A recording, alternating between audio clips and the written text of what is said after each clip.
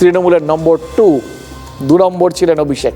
সেদিক থেকে কংগ্রেসের এই সাধারণ সম্পাদকের পদ যেটা তাকে দেওয়া হয়েছে বা দিতে চাওয়া হয়েছে বলে শোনা যাচ্ছে, সেটা যদি সত্যি হয়ে থাকে এবং তিনি যদি সেটা গ্রহণ করেন, তাহলে দেখুন এটা বলার জায়গা থাকবে যে পদের দিক থেকে তো যা ছিলাম তাই আছি, কোনো বদল হয়নি। বরং সাম্প্রতিককালে তৃণমূলকে এরপরে আর সর্বভারতীয় দল বলা যাবে কি যাবে না এটা নিয়ে কত রকম সংশয় রয়েছে, এবং নির্বাচন কমিশনের নিয়ম অনুযায়ী তাদের সর্বভারতীয় তকমাটাই হয়তো চলে গেছে। সেখানে কংগ্রেস একটা এত বড় সর্বভারতীয় দল, এটা নিয়ে তো কোনো সংশয় নেই। সেইখানে তাদের সাধারণ সম্পাদকের পদ মানে তো অনেকটা উন্নতিই হলো। আমরা ওই সচরাচর দেখি না, কেউ একটা চাকরি ছেড়ে অন্য চাকরিতে যখন যান তখন সবসময় বলেন যে এই হাইক নিয়ে গেছি, পদোন্নতি হয়েছে, টাকা পয়সা বেড়েছে, মাইনে টাইনে, এরকমই তো সবসময় মানে উন্নতির জন্য সচরাচর কেউ একদিক থেকে অন্যদিকে যান।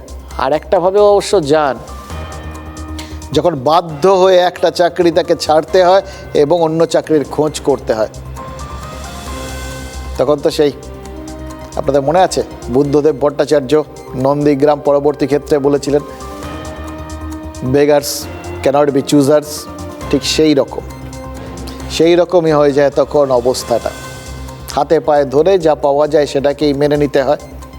সুতরাং তার এরকম পরিস্থিতিতে দেখুন তৃণমূল এরকমভাবে পর্যুদস্ত হয়েছে, যেভাবে পরের পর সাংসদ তারা উল্টো দিকে হাঁটা দিয়েছেন, এবং একদম হাঁটা মানে কি, ইন্ডি জোটে যাওয়ার বদলে তারা একদম পুরো উল্টো দিকে হেঁটে এনডিএ জোটে ঢুকে গেছেন জোট করে।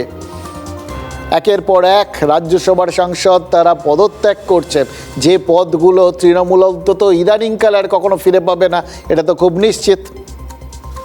তাদের যা সংখ্যা এবং সেই সংখ্যা ভাগ হওয়ার পর যে জায়গায় দাঁড়িয়েছে, ওই ঋত আসন পুনরুদ্ধার করার কোনো সম্ভাবনাই নেই।